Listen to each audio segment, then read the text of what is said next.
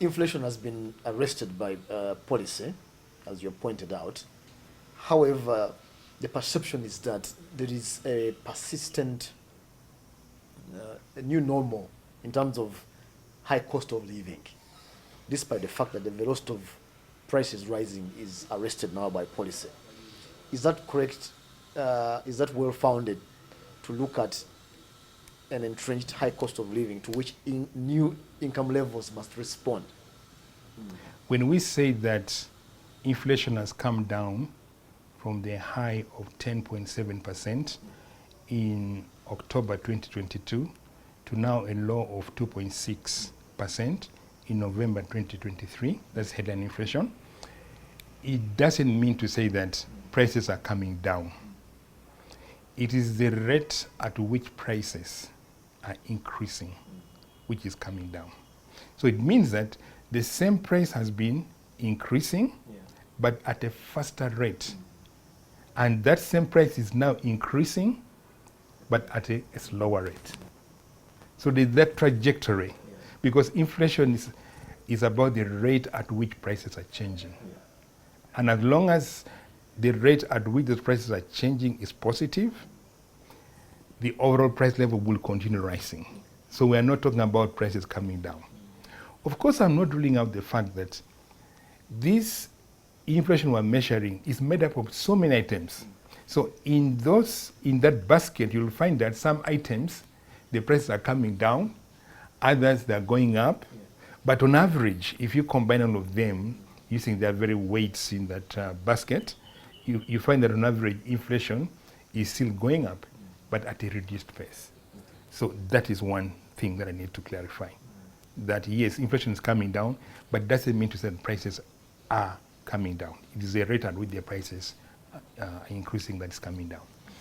Now, the question, of course, is people are saying that, but they're not feeling it. And they're right, they're not feeling it. Because if you take the financial year 21-22, the economy grew by 4.6%. Inflation on average that year was 2.3%. Come 22-23, the economy grew by 5.2%. But the average inflation in financial year 2023 was 8.8%. So you find that 22-23, inflation grew faster than the growth of the economy. So if I can take people's income to be proxied by the rate of growth of the economy, it means that people's incomes on average grew much slower than the rate of inflation. So certainly there is erosion of value of money there. So people do not see that inflation coming down. So they're not feeling it in their pockets. The real purchasing power has been eroded.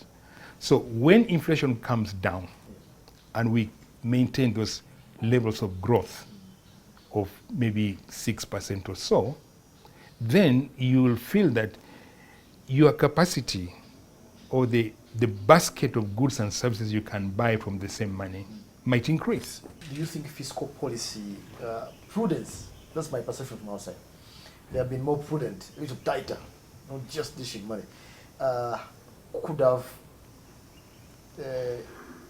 impacted on that situation whereby government has the biggest procurement entity, is managing its finances a little bit better than usual, and therefore the cash going around is a little less, and then it's complicated by other items. Is that anywhere near correct? But to me, what's driving government prudence more is debt sustainability. Because our debt, where it had reached, it needed government to immediately undertake fiscal consolidation. Because without fiscal consolidation, it means that you have to keep on borrowing and borrowing, and that's not sustainable. So whatever fiscal consolidation government is undertaking, it is aimed at reining in the deteriorating debt dynamics. You don't want your debt to keep on growing at a rate you cannot service it. So that's why government has undertaken fiscal consolidation. But In the process of undertaking fiscal consolidation, of course, the issues that you're talking about come on board, that they're reducing their purchases here and there as the fiscal debt, deficit comes down.